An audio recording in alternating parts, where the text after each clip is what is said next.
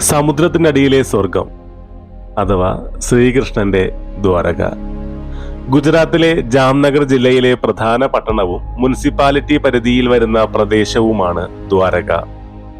പൗരാണിക ഭാരതത്തിലെ 7 പ്രധാനപ്പെട്ട സ്ഥലങ്ങളിൽ ഒന്നായാണ് ദ്വാരകയെ കരുതി വരുന്നത്. കടലാക്രമണത്തിന്റെ ഫലമായി ദ്വാരക പട്ടണം 6 തവണ നശിപ്പിക്കപ്പെട്ടതായി കരുതുന്നു. ഇത് നിലവിലുള്ളത് 7ാമത്തേതാണെന്നും. കത്തിയവാറിന്റെ പടിഞ്ഞാറേ അറ്റത്ത് സ്ഥിതി ചെയ്യുന്ന ദ്വാരക ഹിന്ദു തീർത്ഥാടന കേന്ദ്രമെന്ന നിലയിൽ പ്രസിദ്ധമാണ്.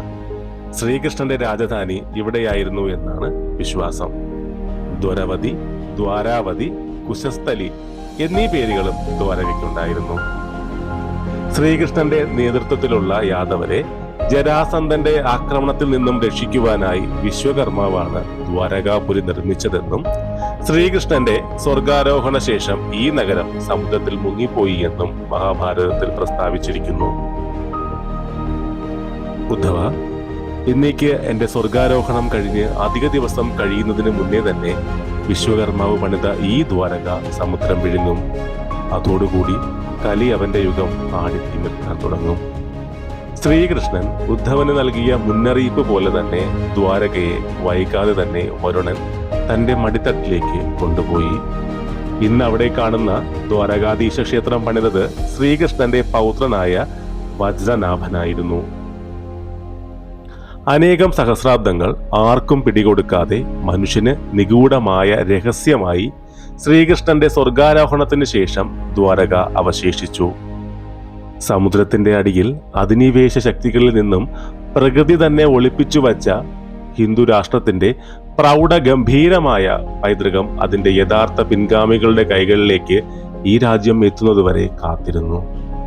1960കളിലാണ് സമുദ്രത്തിന്റെ അടിയിൽ സ്ഥിതി ചെയ്യുന്ന ദ്വാരകയുടെ സ്ഥാനം കണ്ടുപിടിക്കപ്പെടുന്നത്. ആ മഹത്തായ പാരമ്പര്യത്തിന്റെ പിൻഗാമികൾ എന്ന നിലയ്ക്ക് നമ്മളായിരുന്നു അതിന്റെ വീണ്ടെടുപ്പിന് ശ്രമിക്കേണ്ടിയിരുന്നത്.